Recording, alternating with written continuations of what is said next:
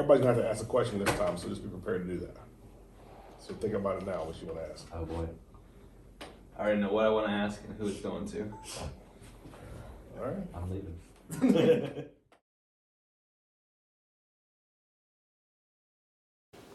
All right. So, welcome back to a conversation, and we're just learning a little bit more about each other and really more about the sport, like what motivates us, what drives us. We've had some good conversations here in the past, and we'll do one more round.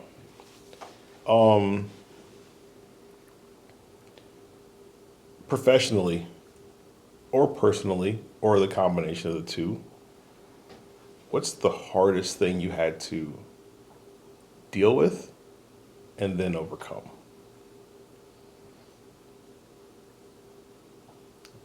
Okay.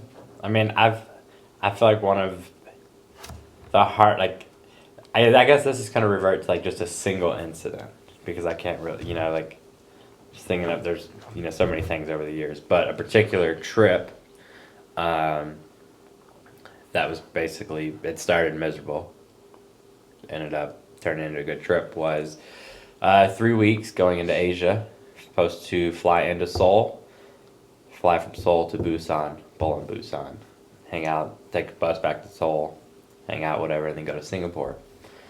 Basically, I planned the trip to get there the day that we have to arrive. If we arrive any later, like, you miss the tournament. So I land in Seoul, all's good, I get my bags. I go to the ticket counter to check in for the other flight. Lady tells me I can't check in. I'm like, what do you mean? She said, well, you can't go on this flight. I'm like, why? Like, let me know why. So I call somebody who speaks Korean. So he's like, she's not really giving me like a good explanation. And we ended up deciding that we were gonna, I originally planned at one point to take the train from Seoul to Busan. So I was like, you know what, that's what we're gonna do. However, once you take the elevator down into like the train station, there's no carts anywhere to be found. And I have 9 bowling balls, my suitcase, and then my backpack. Having to drag it all the way through it. I think I had to get off like 2 different trains. Felt like I had to walk half a mile. With it, I remember getting up onto the escalators twice, losing my, like, I had my 2 tournament bags in my left hand, one of the big tournament, like the big rollers, and my suitcase connected to it. Got on 2 different escalators and lost it both times getting on it. Mm-hmm. And one of them was 6 or 7 stories up. So I'm 3 or 4, stairs up, and I'm just looking down like, well, I guess that's going to be waiting for me when I get back. And I'm having a miserable travel day. Wake up the next day, I feel like I got ran over by a train. Can't figure out why. It finally hits me that I've been dragging around, 120 pounds in each hand, probably a mile or so. And then end up, I finished second in Korea, bowling outside, which is a pretty neat experience, and then end up going to Singapore and winning. So it's by far my worst travel trip turned into my number 1 bowling trip. So I can I got 2 separate things here. One's bowling related, one not. The first one, 2017, I was going into Japan, and we get all kinds of visas and stuff like that to go in, and so I get there, and I had some problems with my paperwork, so they take me off when I'm going through customs in Tokyo, take me off into a room, and I'm like, none of these people really speak English, so they call somebody that speaks kind of English. So I'm just trying to explain to them like why I'm there, what I'm doing. I mean, I'm in this room for a while. Like, it's a couple of hours. I'm sitting in this room, and I'm sitting here thinking like, oh my God, this whole time I'm gonna have to get back on a plane and just go home. Finally, we get it all straightened out enough that they're like, okay, you're not here maliciously, like, you're who you say you are, and you're doing what you're doing, blah, blah, blah. They let me in. This so happens to be the year I won the Japan Cup.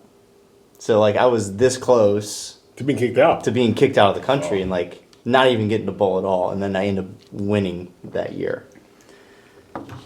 So my second part of this is not bowling related, and it's one of the hardest things I didn't personally have to overcome, but it would have been about 2009 or 10.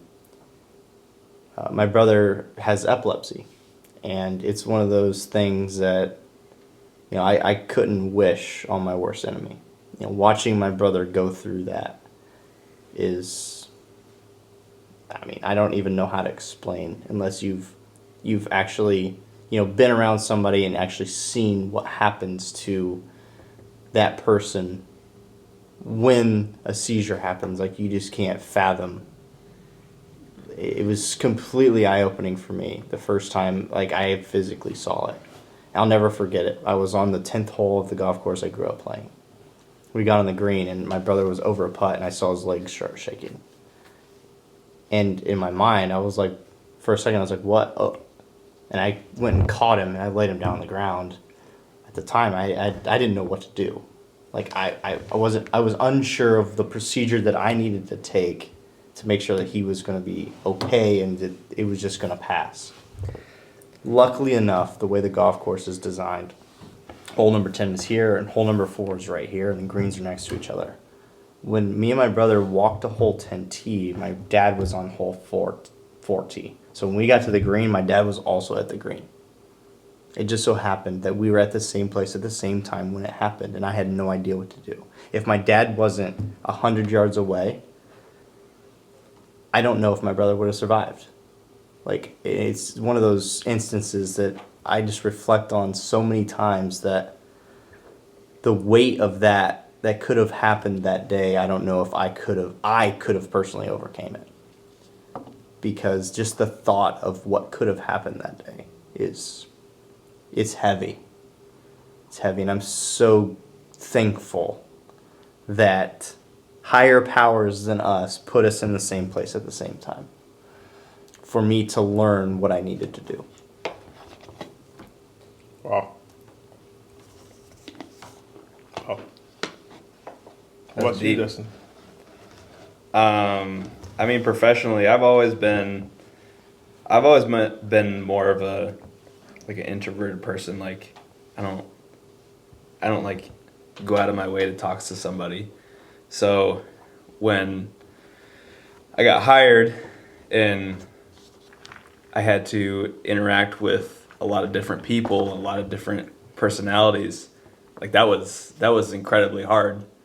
I have to be this person that at this point 3,500 people look at for questions or emails and phone calls. You're that guy. So I'm this kid in high school that has 2 or 3 friends that are just as weird as I am, and to go through college starting to branch out a little bit more, but I'm still like that weird guy that's got his headphones on, and don't talk to me if I got my headphones on. That's a rule. But anyways, after I graduated, whatever, and I got hired, that was incredibly hard to be able to, okay, you have to, if you don't make a change in who you are, you're screwed. You were blessed to be able to be offered a position with a company that you're passionate in, and so yeah, that was pretty hard. It's obviously better at this point because here I am 3 years later. But personally, the hardest thing that I've probably ever had to go through is just watching my grandmother pass away. So right when I not graduated, right after my freshman year of college, she got sick.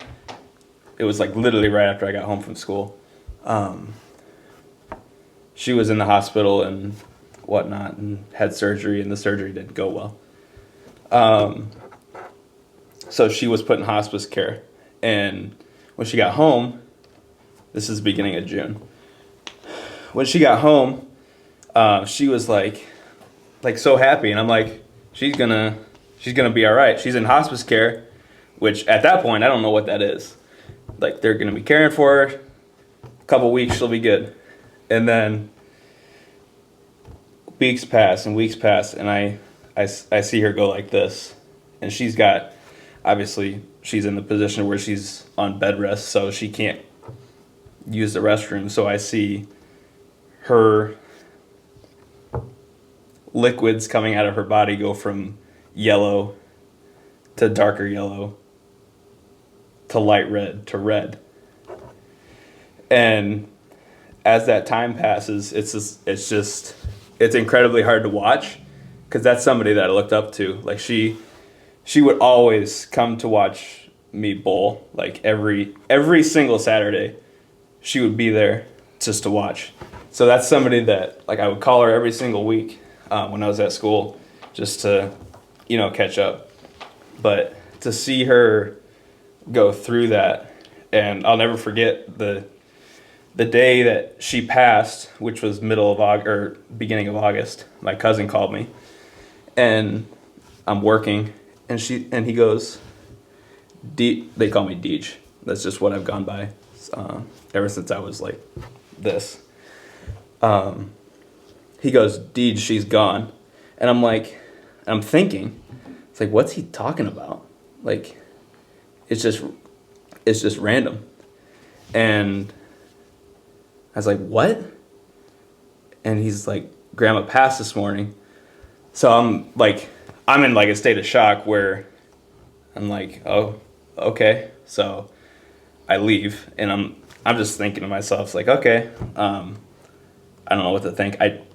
So the way I am is I don't cry when things like that happen, but I'll never forget, like, when her viewing happened, I just floods, like, not even, it was not pretty. It was the same with my grandfather when he passed away 2 years ago. It's just, it wasn't a good experience. But I mean, I know we all gone through it, losing a loved one.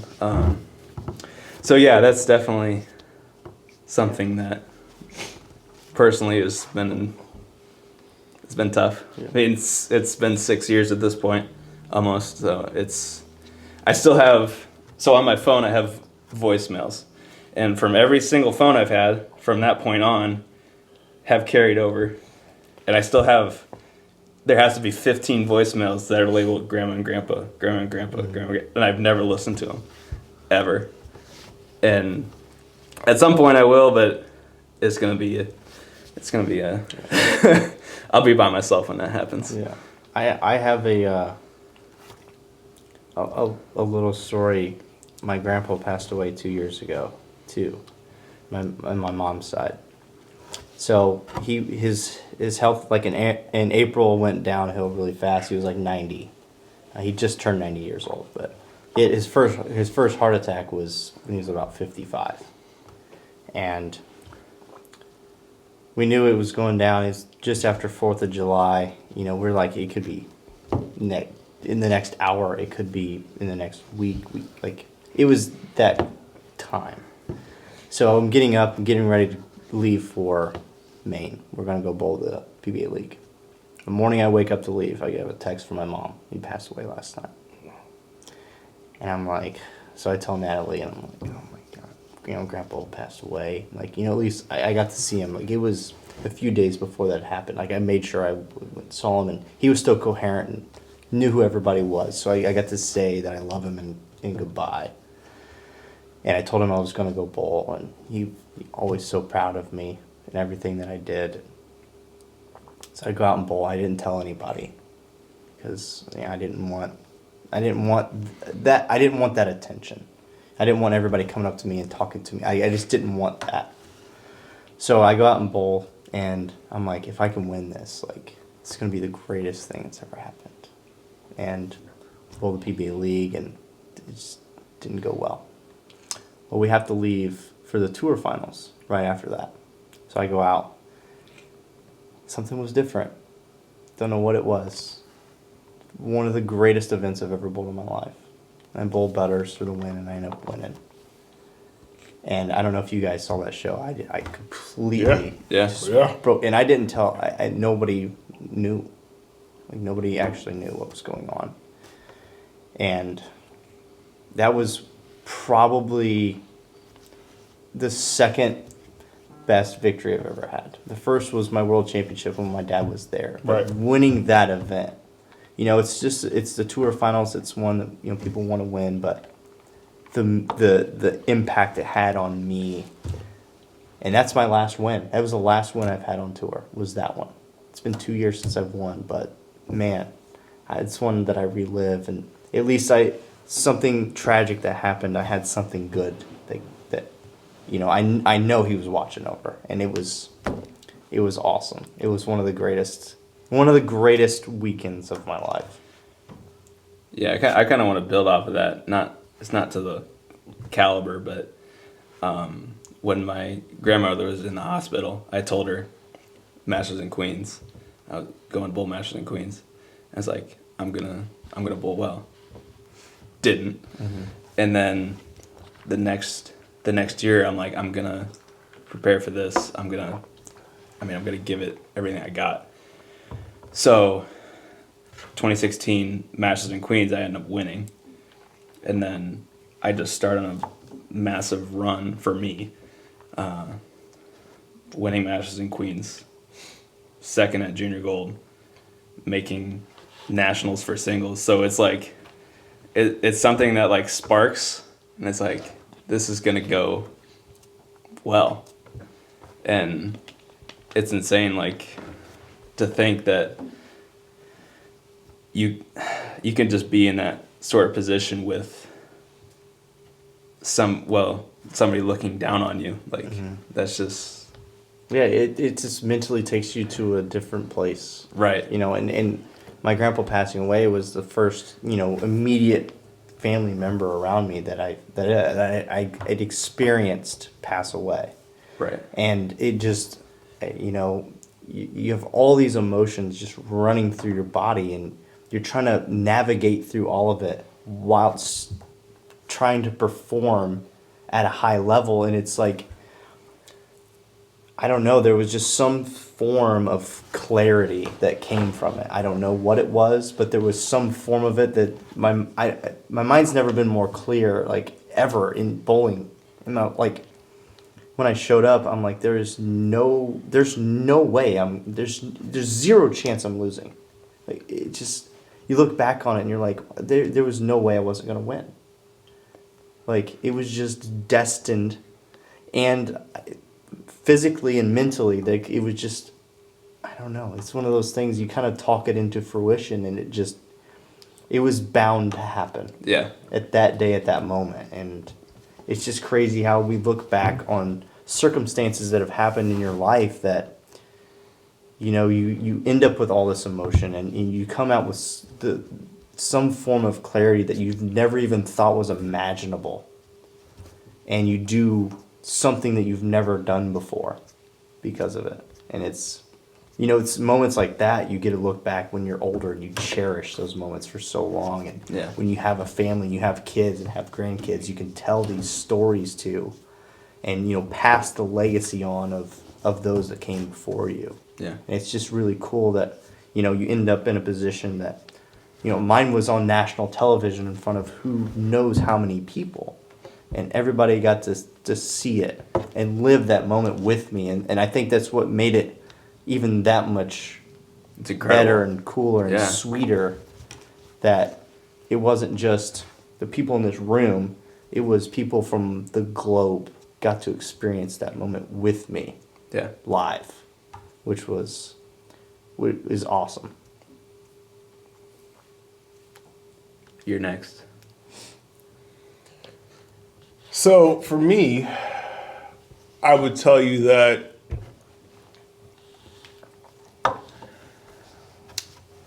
it was a holiday. It was Easter Sunday. And I get a phone call. Holiday, Easter Sunday, I get a phone call. And it's an attorney. And he says, I'm calling you, Ron, to talk to you about representing you for your lawsuit. And I'm like, what are you talking about? And he's like, you're being sued. And, I'm willing to offer my services to help you fight a lawsuit. And, I'm kind of in shock, very disappointed, because the people that are suing me are the people that I dedicated my life to working for. 15 years, day in, day out, loved this company. Just was willing to do anything. They said, hey, we want you to get up every 2 hours, drive 20 minutes, and go take these racks out of the oven and put these other racks in the oven every 2 hours, because you're the only one that lives close enough to be able to do it. And I was all about doing it. Set my alarm every 2 hours, got up, drove over, and did this. Made this company multi-millions of dollars. Was super close with some people there. Stayed at their house, camped with them, bowled with them. Loved these people. And they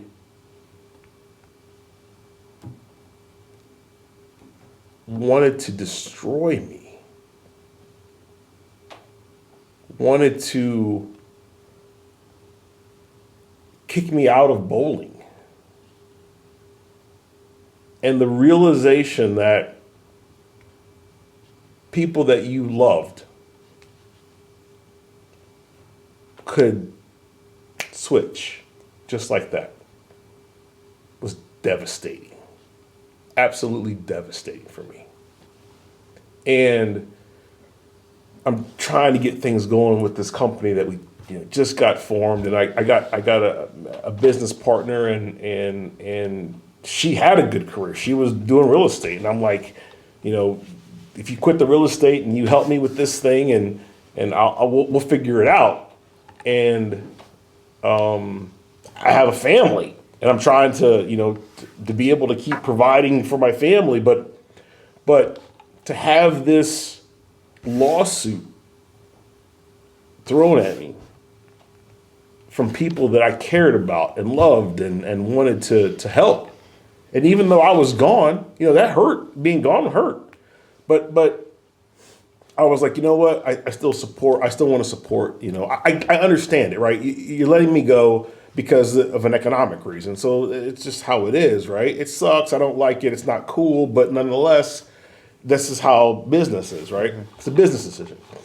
So I can still support. I can join, your pro shop program. I've got pro shops now. I'm kind of starting to find my little way here. Got my little purple stuff over, going. And even though I hear you're kind of hating on me about this stuff, I'm still doing my little thing. And to see that happen was devastating. And for me to now have these other responsibilities, to have these other people counting on you, to, you have to figure out how to make it work. It was hard. It's really hard.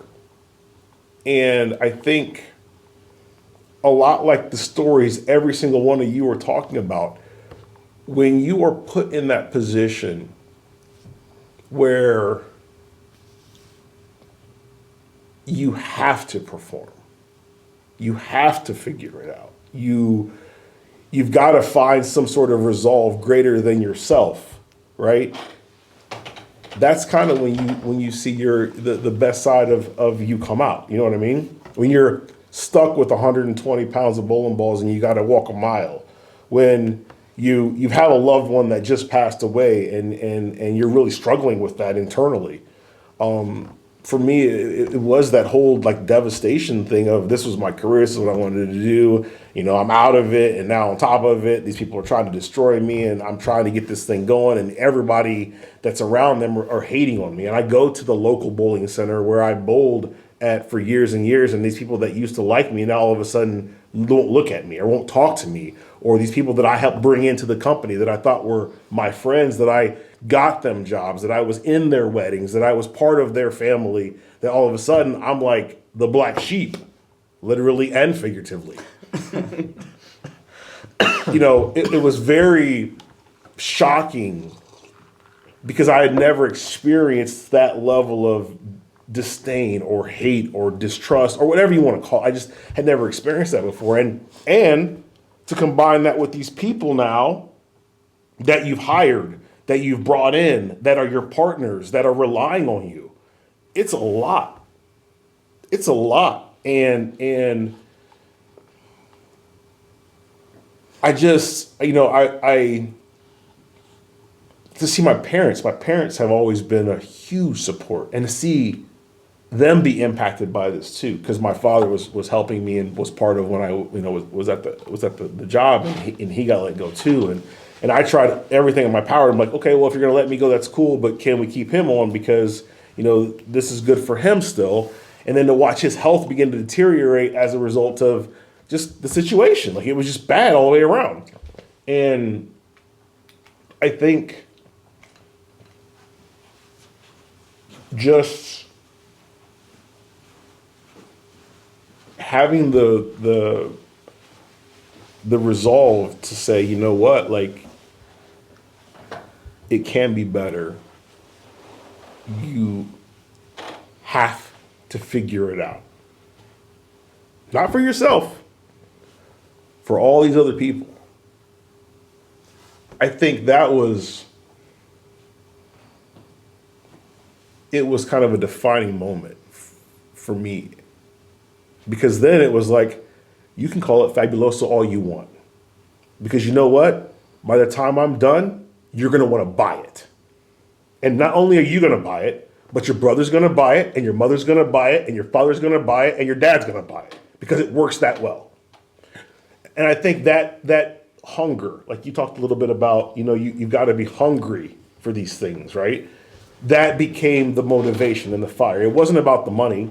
It wasn't about anything else other than this is going to help get to the next level and take care of these people that are putting their livelihood and trust in you. Like if you screw this up, then not only do you lose, but these people lose too. And I think that was a big, it was very scary. I'm so grateful that I had my parents to experience it with me, because the day, maybe not the day, maybe like the week after we bought this building, which was the building that I was part of when it was built, but then got let go of. It was me, my mom, and my dad, and we were in the bowling area, and we just hugged, because it was so hard to get to that spot. You know what I mean? Mm-hmm. It's just hard to get to that spot, and the joy that I got to see on my parents' face, where it was like you were able to overcome these situations that were so bad and so negative. It was just a relief, you know what I mean?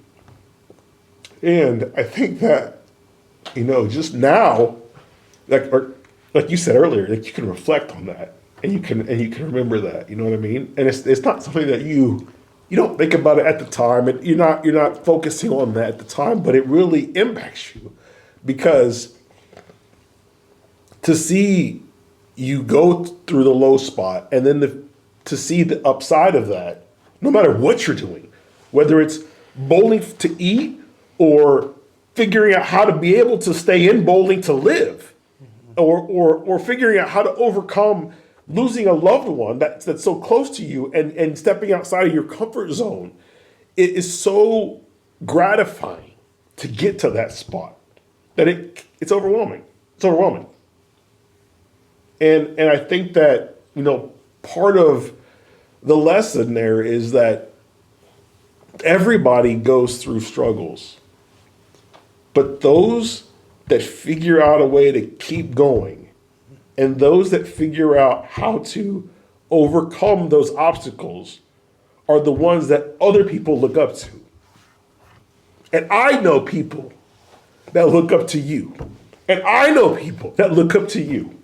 And I know that because they were willing to pay to come see you. Pay a lot of money to come see you guys. So it's cool to me to be able to you guys are my friends. And to know that you have your own struggles, it just kind of makes it makes me feel like, you know what, even though everybody has their own personal struggles, we're all still human and we all go through those things. But it's the ones who figure out a way to overcome those that are successful long term. Mm-hmm. That's what makes the taste of victory so sweet. Mm-hmm. And there's no amount of money that you have that stops the struggles from happening. Correct. It doesn't make you immune to it. Correct. Everybody has a story. It's just a lot never get told. Everybody's got their own book. Everybody does. Everyone does. I mean, it's just insane to go off of that, to just think about there are people that they want to hurt you. They don't care. Actively. They don't care Actively. about your well-being, how you feel about this, that, and the other thing. They want to hurt you. But it's the people that persevere through those things that leave those people in the dust. And now that you have this building, it's crazy to see, from just the time that I've been with you, regardless of employment or just being on staff. It's crazy to see the progression of here we might have got a setback here, but you keep growing. That's business, bowling, whatever it might be. There's always an opportunity to reach a goal. This was a goal. This was in the 5-year plan. And it's insane to again think about those people that want to hurt you and not let you accomplish a goal. But you say, yeah, forget you, I'll lose some money or spend money on this attorney, but you're not going to let me stop from chasing a dream. And I commend you for that. I have a lot of respect for you as a friend, a boss, an entrepreneur. That's a lot of people won't do that. And when you sit back and think about it, you're blessed, man. It's just insane to just think about what you've accomplished, with the company or even with Ebonite. Regardless of hard feelings, you've done a lot, and you should be really proud of that. Well, I'm gonna tell you the thing that makes it work though is the support group. It's the friends. Mm-hmm. It's the meeting Anthony Simonsen when he was a young kid and being cool with me, I'm being cool with him, and just being on a cool plane. It's knowing EJ Tackett since he was a baby, and when it comes an opportunity that we're trying to get into the PBA and we need some professional support, him being like, sign me up, or you fresh out of college saying, you know what, hey man, I'm here, I'm out of college. He had a little patch on, and I'm like, hey, you want a job? And he's like, yeah. That's how it happens. It is nothing to really do about me, the individual person. It's about the people you surround yourself with. Because I can tell you right now, if you don't hire on, there is no CTD to this level. If you don't wear that patch, there is no CTD to this level. If I can't call you and be like, hey, I got some questions for you. Can you help me with this? Can I bounce this off of you? There is no true cut patch to this level. It doesn't work. It doesn't happen. So at the end of the day, it really is about trying to build yourself with people around you that can help you grow. And that's why I think ultimately bowling as an industry has to work more together. We got to have more cohesiveness. It's okay for Storm to make bowling balls that are good and Motive to make bowling balls good. It's okay for that. And it's okay for you to think yours are better and you to think yours are better. That's okay too. But collectively, we got to figure out ways to work more together to grow this whole thing. Because if we grow this whole thing, Storm gets better, Motive gets better, CTD gets better. You see what I'm saying? And that's where we got to get to collectively, not only as people individually, but as an industry. And I appreciate, you know, you guys coming and spending some time and just sharing some stories and just kind of talking. I mean, you didn't have to do this. And it got real emotional, and that was never part of the plan. Like no one here wants to. That was not part of the plan. It just kind of happened, but I'm glad it did because it's real. Like this is real life, and I think that it shows. I hope that it shows people that people can work together. Anthony's not on staff with CTD. Anthony has zero affiliation with CTD. But Anthony's here to talk. We're here to hang out. We're here to be cool. We're here to be friends. EJ, a little different story. EJ's got a patch on, right? A little different story. Dustin could have worked for anybody in the world. Dustin happened to work for CTD. So we can work together even though we may be in different stages or in different parts or in different companies. That's okay. And I hope that, you know, at the end of this whole thing that people walk away or take away from this little session. I don't know how long it is, but I hope that they take away that that's the goal. We're all trying to do the same thing. We want to grow this sport of bowling. And if we can figure out a way to do that, everybody wins. Yep. No doubt. All right, man. Well, I appreciate you guys coming. I hope we didn't, you know, it's gonna suck. They're gonna beat me up over this one. I can see it already. It's coming. I'm gonna give you, but I'm cool with it. It's cool. It's cool with it. At the end of the day, I appreciate you guys coming. Anthony, EJ, Dustin, just hanging out, talking for a little bit, spending some time with us over here at the Education Center. We appreciate you having us. I know I was excited to get back here. So This is the first time I've been here, so I was pretty excited to come and actually see what all goes on here. So I think it's a great facility. I think what you're doing is absolutely fantastic. And, I would encourage anyone, especially, anywhere in the Midwest or, if you're within a 6-hour drive and you're looking for somewhere to go that could better what you're doing, I mean, this is, if you don't come here, then what are you doing? There's so much things you can learn here that's not just about you personally bowling. Like, there's so many things, so many gadgets that you got sitting around here that, I walked in and you got this thing sitting over here and I said, hey, what is this thing? Let's talk about the name. It's live. Whatever. Right. Right. I'm like, what is this? It's like, oh, this is how we can test how much friction the surface of bowling ball creates. I didn't even know something like that existed until I walked in this office. And I've been in this sport my whole life, and I consider myself in the top echelon of bowlers in the whole world. I didn't even know something like that existed until I walked in this building. So, like I said, I'll encourage anyone to come here because there's so much that you can learn, and I'm still learning a lot of things, since I've been here. So Appreciate that, man. Really do. All right. Thank you guys for coming, man. thank you. Thanks.